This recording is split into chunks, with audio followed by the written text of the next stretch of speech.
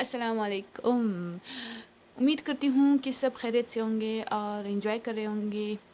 आज का जो हमारा टॉपिक है वो क्या है और हम क्या पढ़ने जा रहे हैं इसको थोड़ा सा एक नज़र देख लेते हैं। हम हैं यूनिट नंबर 2 में जिसका नाम है रियल नंबर और हम जो आज पढ़ेंगे टॉपिक वो है finding square root by division method. Division method से स्क्वायर रूट कैसे मालूम करते हैं वो आज हमें पढ़ना है, लेकिन उससे पहले हमें डिवीजन मेथड के जो कुछ स्टेप्स है आपकी स्क्रीन पे आपको नज़र आ रहे हैं वो 1 बाय 1 समझना है। इन्हीं स्टेप्स को हम अप्लाई करेंगे, इम्प्लीमेंट करेंगे और इन्हीं स्टेप्स के थ्रू हम किसी भी नंबर का स्क्वायर रूट मालूम करेंगे। तो इस सब को हम 1 बाय 1 डिस्कस करेंगे, समझेंगे और फिर जो हमारे क्वेश्चंस है, जो हमारे पास नंबर्स होंगे उनको हम स्क्वायर रूट उनके फाइंड आउट करेंगे। सो एवरीवन, जो हमारा सबसे पहले स्टेप है डिवीजन मेथड का वो क्या है? वो है, उसको पढ़ते हैं। Make pairs and place a bar over pair of digits starting from unit digit. Pairs बनाने हैं और हर पेयर किस चीज़ के होंगे? डिजिट्स के होंगे। उनके ऊपर एक बार बनाना है और कहाँ से स्टार्ट करना है? यूनिट डिजिट से। यूनिट डिजिट्स मतलब जो हमारे पास है वो 1 से स्टार्ट करना है, ठीक है। यूनिट डिजिट्स आप कहे, यूनिट डिजिट्स कहे या डिजिट कहे या फिर आप उसको वंस कहे वो भी सही है। तो ये हमारे पास एक नंबर है जिसे हमने लिखा, यहाँ पे मैंने आपके लिए ये हाईलाइट किया है कि यूनिट डिजिट इस नंबर को कहते हैं, ठीक है। अब हमें क्या करना है? नंबर्स के बार्स बनाने हैं और बार्स किस बेस पे बनाने हैं? पेयर्स के बेस पे बनाने हैं। कैसे बनाने हैं? फॉर एग्जांपल हमारे पास यहाँ पे कितने डिजिट्स है? 1 2 3 4 5 6 डिजिट्स है। इनके हमें पेयर्स बनाने हैं और हर पेयर के ऊपर हमें बार लगाना है। तो पहले 2 ये हो गया एक पेयर, फिर 2 के ऊपर ये हो गया दूसरा पेयर, फिर 2 के ऊपर ये हो गया हमारे पास तीसरा पेयर। इस तरह से हमारा पहला स्टेप है कि नंबर्स को हमें बार्स के ज़रिए पेयर बनाना है। हर 2 नंबर के ऊपर एक बार लगेगा, इनका पेयर भी शो होगा कि ये दोनों एक पेयर है, ये दोनों एक और ये एक। टोटल इस पूरे जो हमारे पास नंबर है इसमें 6 डिजिट है और इनमें सबका मिला के हमने 3 पेयर्स बनाए हैं और हर पेयर को हमने एक बार से शो किया। नेक्स्ट स्टेप जो हमारे पास है, if number of digits are even there will be a complete pair and if number of digits are odd then last digit on the extreme left will be the single ones. अब देखिए ये हमारे पास even number थे, 6 थे तो even number थे, हमारे पास जो पेयर बने वो कंप्लीट थे, लेकिन यहाँ पे हमारे पास 1 2 3 4 5 हमारे पास डिजिट्स है। तो जब हम इनका पेयर बनाएंगे, एक्सट्रीमली जो इन्होंने बताया है extreme left will B single, जो ये है सबसे आखिर में लेफ्ट साइड पे सबसे आखिर में जो डिजिट है वो सिंगल रहेगा। कैसे? इन दोनों का बार बना, बार से हमने शो किया, पेयर बना, ये दूसरे एक और पेयर बन गया। अब इसका क्या करें? इसका पेयर किसके साथ बने? इसका पेयर नहीं बन सकता अगर हम एज अ पेयर दे के एक और नंबर चाहिए, लेकिन नहीं है। एक्सट्रीमली जो लेफ़्ट है, एक्सट्रीम लेफ़्ट साइड पे जो हमारे पास नंबर है वो सिंगल रहेगा, यानी ये अकेला एक वो है, इसके ऊपर बार बनेगा, एक नंबर के ऊपर बार बनेगा। यहाँ पे ये चीज़ याद रखना, इवन नंबर में सेपरेट बार बनेंगे, कंप्लीट बार बनेंगे, 3 4 2 जितने भी हम बार लगा के उनको पेयर्स बना देंगे। लेकिन ओड नंबर में हमारे पास क्या होगा? हमारे पास होंगे कुछ पेयर्स जैसे कि ये 2 है, लेकिन जो सबसे आखिर में नंबर आएगा एक्सट्रीम लेफ़्ट साइड पे, ठीक है। ये देखिए एक्सट्रीम लेफ़्ट साइड पे, यहाँ पे पहले नंबर को आपने सिंगल नंबर के ऊपर बार नहीं लगाना है। एक्सट्रीम लेफ़्ट साइड पे जो नंबर बचेगा उस को हमने, उस डिजिट को हमने क्या करना है? उसके ऊपर हमें अकेले ही उसी के ऊपर बार लगाना है, जैसे कि हमने यहाँ पे किया। ये हो गए हमारे पास पहले 2 स्टेप्स। अब हम चलते हैं थर्ड स्टेप पे। Find the greatest number whose square is less than or equal to the first pair on the left।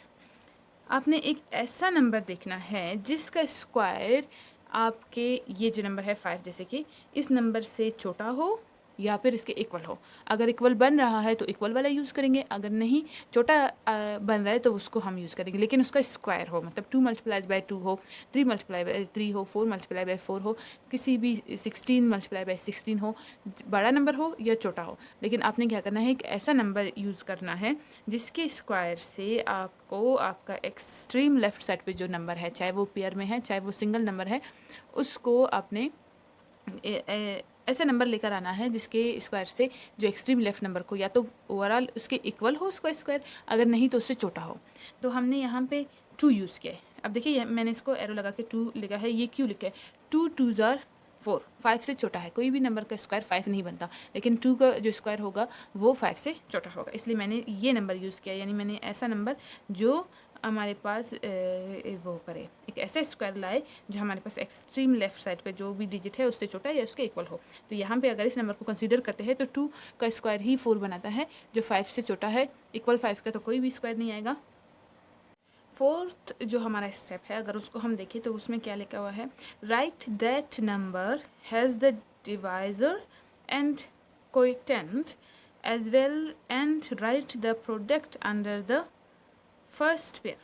अब हमने ये नंबर लिया जो हमने यहाँ पे लिखा था 53361, 53,361। अब इसमें हमने क्या कहा था? हमने कहा था कि एक ऐसा नंबर लेंगे जिसका स्क्वायर हमारे पास जो एक्सट्रीम लेफ़्ट साइड पे नंबर है उससे छोटा है या उसके इक्वल। 5 के इक्वल तो कोई भी नंबर नहीं आता, इसलिए हमने 2 को यूज़ किया, 2 का स्क्वायर यूज़ किया कि 2 का स्क्वायर यूज़ करके हमें ऐसा नंबर लाएंगे जो 5 से छोटा है, लेकिन है तो मतलब वो बड़े से बड़ा नंबर 2 है। अगर हम इससे छोटा देखेंगे तो वो 1 है, जो 5 1 ज़ार 1, लेकिन उसका स्क्वायर नहीं बनता। अगर 3 4 5 पे जाएंगे तो वो बड़े बड़े स्क्वायर बनेंगे, इसलिए सिर्फ 2 है जो 5 से छोटा स्क्वायर बनेगा। अब जो नंबर यहाँ पे ये चीज़ देख रहे हैं, इस पैटर्न में हमें डिवीजन मेथड को हमने इस पैटर्न में करना है, ठीक है। एक ऐसा लाइन लगाना है, इसके अंदर नंबर लिखना है जिसके हमें पेयर्स बनाने हैं, बार के थ्रू शो करना है पेयर्स को। अब जब 2 मल्टीप्लाई बाय 2, यानी यहाँ पे जो नंबर होगा वो इस नंबर से मल्टीप्लाई कर रहा है, और स्क्वायर का मतलब यही है कि कोई ऐसा नंबर जो अपने आप से ही मल्टीप्लाई का है वो स्क्वायर कहलाता है उस नंबर का। तो हमने कहा कि इसी 2 को, जिसको हमने सिलेक्ट किया, जिसके स्क्वायर से हमने 5 से छोटा नंबर बनाना है, उसको डिवाइज़र पे भी लिखते हैं। अब ये जो ये हमारा नंबर यहाँ पे नंबर लिखे जाएंगे नीचे तक, इन सबको क्या कहेंगे? डिवाइज़र। और जो यहाँ पे नंबर लिखे जाते हैं इनको क्या कहते हैं? कोएफिशिएंट कहते हैं, ठीक है। अब 2 मल्टीप्लाई बाय 2 हमारे पास आया 4, लाइन लगाएंगे, यहाँ पे क्या बचा? 1। अब इस पेयर को नीचे लाना है, ठीक है, इस पेयर को यहाँ पे लाना है। अब 2 मल्टीप्लाई बाय 2 हमने किया, इसको सॉल्व किया, 1 बचा और इस पेयर को नीचे लेकर आए। ये हमारा जो फोर्थ स्टेप था, उन्होंने कहा था कि क्या करना है? Write the number as a divisor and coefficient as well and write the product under the first pair. हमने मल्टीप्लाई किया, प्रोडक्ट है, फर्स्ट पेयर के नीचे हमने प्रोडक्ट लिया, और जो उससे बच्चा एक्स्ट्रा नंबर, क्योंकि छोटा था इसलिए 1 बचा, उसको हमने लाइन लगा के नीचे लिख लिया।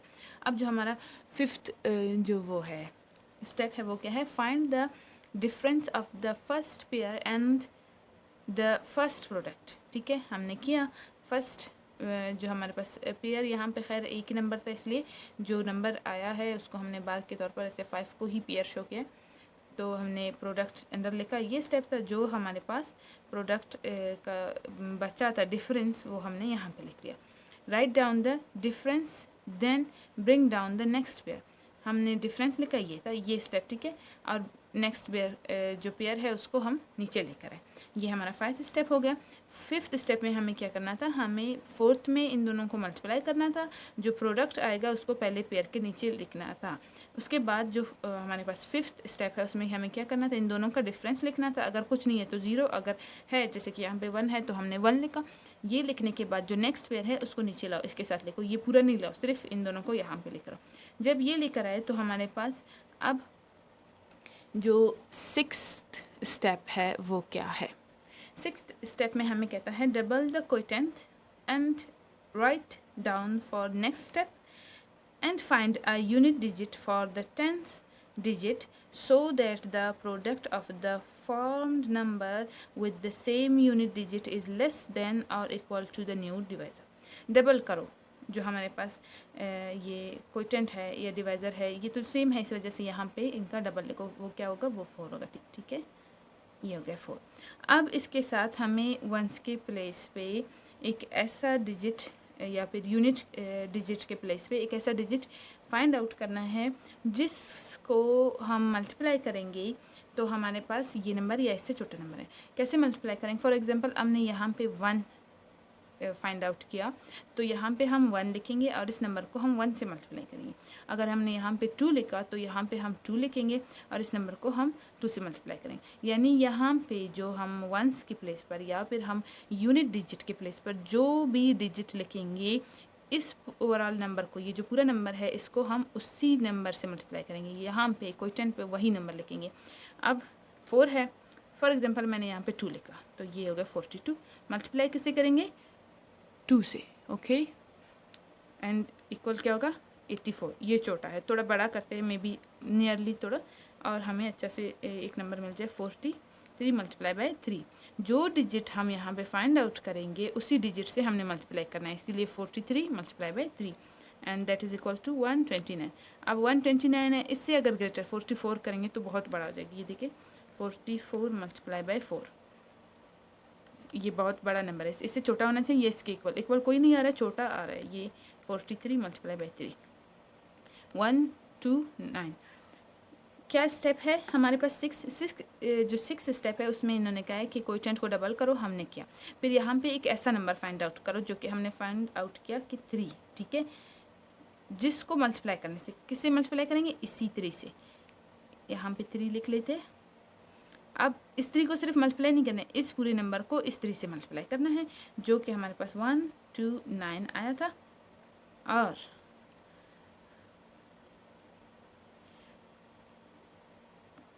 जब हमने ऐसा किया, 133 से माइनस किया इसको, तो अब हमें 4th स्टेप फिर से, जो हमारा 6th स्टेप था, सॉरी 4th स्टेप फिर से नहीं करना है, हमें 7th स्टेप की तरफ जाना है। तो जो हमारा 6th स्टेप है वो कंप्लीट हो गया इससे कि हमने डबल किया कोएफिशिएंट को डबल करने के बाद यूनिट डिजिट के लिए एक नंबर फाइंड आउट किया, जो हमने 1 2 3 मुख्तलिफ डिजिट ट्राई करते हुए एक ऐसा नंबर हमने मालूम किया जो इस से छोटा है या इसके इक्वल है। यहाँ पे इससे छोटा मिला, इक्वल नहीं मिला, इसलिए हमने छोटे को ही कंसिडर किया। अच्छा, इसको हमने किससे मल्टीप्लाई किया?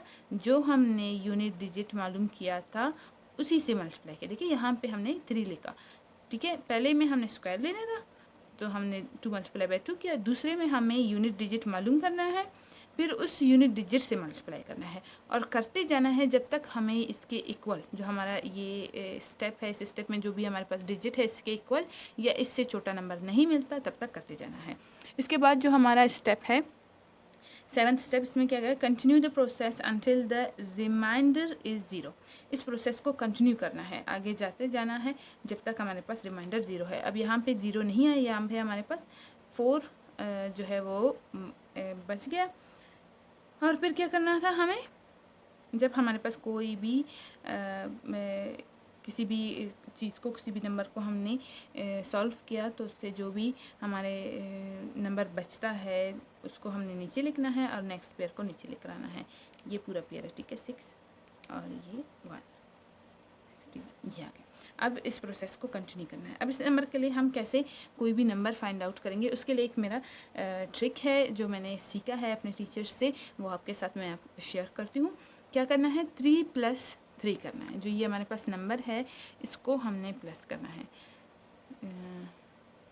43 + 3, ठीक है, 46। अगर यहाँ पे 3 नहीं होता, कोई बड़ा नंबर होता, फॉर एग्जांपल आपके पास है 46 + 6, ठीक है, 52। इस तरह से करना है, आपने एक बड़ा नंबर लेकर आना है। 43 था तो जो ये नंबर है वही फिर से इसमें प्लस करना है। एक इजी फार्मूला है, 43 + 3 तो हो गया 46। अब यहाँ पे फिर से यूनिट डिजिट के लिए एक हमें नंबर मालूम करना है जिसको मल्टीप्लाई करके हमें ये पूरा मिल जाए, क्योंकि अब ये हमारे पास फाइनल पेयर है, इसको हमें रिमाइंडर को 0 ही लाना है। तो हम करते हैं 4 6 3 मल्टीप्लाई बाय 3, ठीक है, हमने 3 यूज़ किया था इसलिए 3 से मल्टीप्लाई करेंगे, इज इक्वल टू, बहुत बड़ा नंबर हो गया, 461 मल्टीप्लाई बाय 1। ये देखिए 461 हमारे पास आंसर आ गया। हमने किससे मल्टीप्लाई किया? देखो यहाँ पे हमने कौन सा डिजिट लिखा? 1 लिखा, और इसको हमने मल्टीप्लाई किया 1 से ही, और हमारे पास 461 है। अगर कोई बड़ा हमने जैसे 3 लिखा था तो वो बहुत बड़ा बन जाता, छोटा अगर हम लिखे तो यहाँ पे 0 है तब भी वो इससे बड़ा बनेगा। ये देखिए 460 मल्टीप्लाई बाय 0, ये सॉरी जब 0 लिखेंगे तो मल्टीप्लाई होगा 0 से, इसलिए हमारे पास आंसर भी 0 आएगा। तो हमने 461 किया और मल्टीप्लाई किया 1 से, क्योंकि ये डिजिट जो हम यहाँ पे लिखेंगे वही डिजिट से हम उसी से ही मल्टीप्लाई करेंगे। और हमारे पास रिमाइंडर क्या है, 0 है, या फिर आप क्रॉस भी लगा सकते हो। और ये सॉल्व हो गया। अब सवाल ये उठता है, जब हमारे पास 7 स्टेप्स में ये कंप्लीट हो गया, मतलब जो हमने मालूम करना था वो हमने मालूम कर लिया, हमने इसको ओवरऑल सॉल्व कर लिया मेथड, तो फिर इससे आगे क्यों? अब जो 8th स्टेप है उसको पढ़ते और समझते कि आगे क्यों। The quotient is the square root of the given number. अब हमें पता चला कि आखिर स्क्वायर रूट इस मेथड से मालूम किया, हमने एक प्रोसेस किया, सॉल्व किया, लेकिन इसमें से कौन सा नंबर इसका स्क्वायर रूट है? तो उन्होंने कहा कि क्वोटिएंट है, यानी ये 231।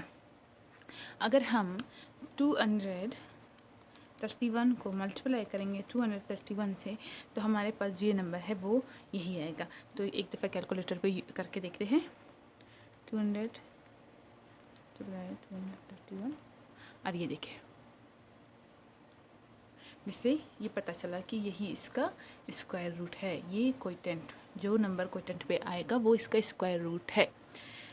तो ये हो गया 8th स्टेप। 8th स्टेप असल में सिर्फ ये तक कंफर्मेशन हमें एक बताया इन्होंने कि इस मेथड में अगर आप सॉल्व कर रहे हो किसी नंबर को, इस प्रोसेस से स्क्वायर रूट मालूम करने के लिए यूज़ करके, इस प्रोसेस को यूज़ करके स्क्वायर रूट मालूम करें, तो आखिर इसका आंसर कौन सा, यानी किस नंबर को हम कंसीडर करके स्क्वायर रूट मालूम करेंगे।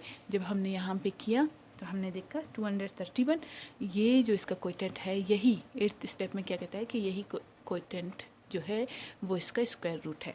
जब हमने 231 को मल्टीप्लाई किया 231 से, इस या फिर इसका स्क्वायर ले, दोनों सूरतों में एक ही बात है। स्क्वायर का मतलब यही है किसी नंबर को उसी नंबर से फिर से मल्टीप्लाई करना।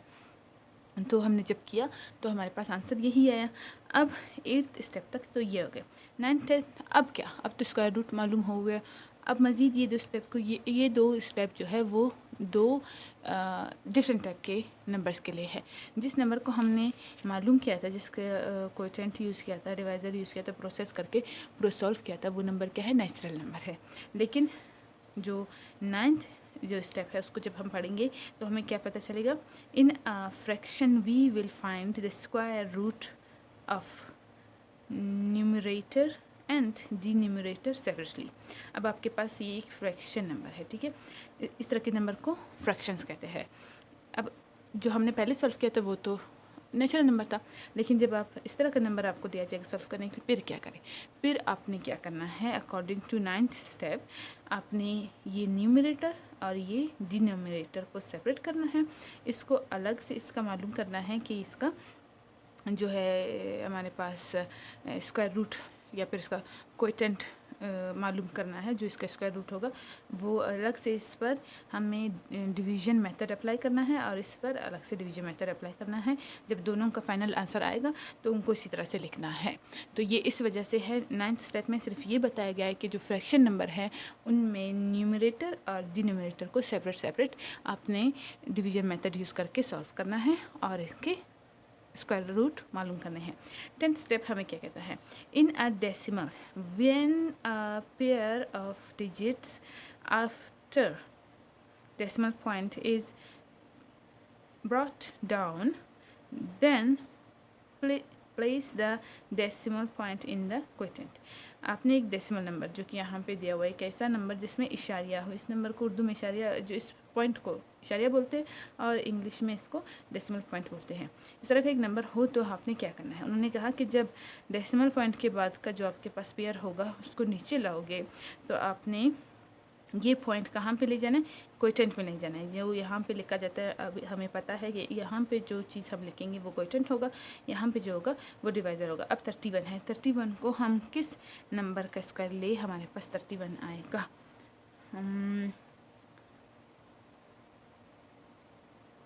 हमारे पास 31 किसी भी नंबर का स्क्वायर लेने से नहीं आता, लेकिन इससे स्मॉलर नंबर 5 से आता है। 5 मल्टीप्लाई बाई 5 का जो स्क्वायर है वो क्या होगा, 25। जो हमारे पास रिमेनिंग है, इसका जो बचता है उसको हमने कहाँ पे लिखना है, उसे हमें यहाँ पे लिखना है। तो यहाँ पे 6 बचेंगे, और अब ये पॉइंट है, इस पॉइंट को नीचे नहीं लेकर आना, इसको यहाँ पे लिखना है। और फिर ये जो पेयर है इसको यहाँ पे नीचे लेकर आना है इस तरह से। ये जो हमें इस जो स्टेप है इसमें यही चीज़ बताई गई है। अब ये तो हमने मालूम कर लिया कि इस स्टेप में हमें ये बताया गया था कि जो ये हमारे पास डेसिमल पॉइंट है इसको ऊपर लेके जाना है क्वोटिएंट में, ना कि नीचे लेकर आना है। जो हमारे पास जो इन दोनों का डिफरेंस है, या ये पेयर जब हम नीचे लेंगे तब इससे पहले लिखना नहीं, ये हमने मालूम कर लिया। अब जो पिछले स्टेप्स थे जो हमने 1 बाय 1 किए थे उनको रिपीट करते हैं। जैसे कि हमने 5 स्टेप में मालूम किया था कि इनके डिफरेंस को नीचे लिखना है और इस पेयर को नीचे लेकर आना है। और 6 स्टेप में हमें बोला था कि डबल करो जो हमारा क्वोटिएंट है। फॉर एग्जांपल यहाँ पे 5 है तो 5 का डबल क्या होगा, 10 होगा। ठीक है, डबल ये होगा इसका 10। अब यूनिट डिजिट मालूम करो। यूनिट डिजिट मालूम करने के बाद यूनिट डिजिट से यहाँ पे मल्टीप्लाई करना है और यहाँ पे इसका मालूम करना है कि ये इसको सॉल्व करेगा। अब 10 है, यूनिट डिजिट हम 1 करते हैं और मल्टीप्लाई 1 करते हैं तो 101 है। ये तो बहुत छोटा नंबर है इसलिए इसको हम करते हैं 5 से मल्टीप्लाई। यूनिट डिजिट 5 लेते हैं, मल्टीप्लाई 5 से करते हैं तो हमारे पास 525 है, जो कि इससे बहुत छोटा है। एक और नंबर ऐड करके यूनिट डिजिट हम 6 ले लेते हैं और मल्टीप्लाई करते हैं 6 से, तो ये बिल्कुल सही यही नंबर है 636। यानी यूनिट डिजिट हमने क्या मालूम किया, हमने लिखा 6। ठीक है, ये यहाँ पे। और जो चीज़ जो नंबर हम यहाँ पे लिखेंगे अकॉर्डिंग टू दीज स्टेप, उसी से हम उसको मल्टीप्लाई करेंगे। और जब हम मल्टीप्लाई करेंगे तो हमारे पास जो आंसर आएगा वो हम लिखेंगे, या फिर वो छोटा होना चाहिए इससे जो हम जिसको हम सॉल्व करें, या इसके इक्वल। यहाँ पे तो ये इक्वल आना चाहिए क्योंकि हमारे पास रिमाइंडर में 0 आना चाहिए क्योंकि सॉल्व होगा, इससे आगे कोई और पेयर नहीं है। और ये हमने मालूम कर लिया, लाइन लगा के क्रॉस लगा लिया, 0 लगा लिया, एक ही बात। और जो ये नंबर है 31.36, इसका हमारे पास स्क्वायर रूट क्या है 5.6। ये हम देख लेते हैं, 5.6 multiply by 5.6 is equal to 31.36। ये हो गए सॉल्व। सारे स्टेप्स हमने देख लिए, सब सीख लिया। जो हमारे पास ये फ्रैक्शन नंबर्स है इनके जो क्वेश्चन होंगे एक्सरसाइज में वो जब हम सॉल्व करेंगे तो आपको समझ आ जाएगा। उसके लिए आपने चैनल को सब्सक्राइब करना है और आपने देखना है जो नेक्स्ट आपके पास टॉपिक्स आते रहेंगे वो आपने देखना है। हमारा जो प्लेलिस्ट है यूनिटी 2 का, इसमें भी आप देख ले, आपको मिल जाएगा कि कैसे डिवीजन मेथड से फ्रैक्शंस का स्क्वायर रूट फाइंड आउट करते हैं।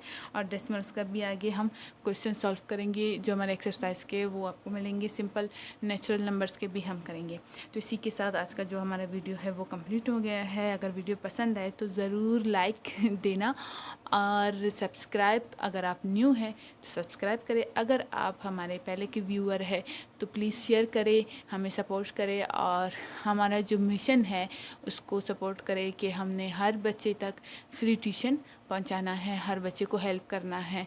ऑल ओवर बलूचिस्तान में जितने भी बच्चे हैं जो इस बुक को पढ़ रहे हैं, जो नॉर्मली हमारे 8th के बोर्ड के पेपर है वो इसी बुक से ही आते हैं, तो सबकी हेल्प होगी, जो कि एक अच्छा काम है।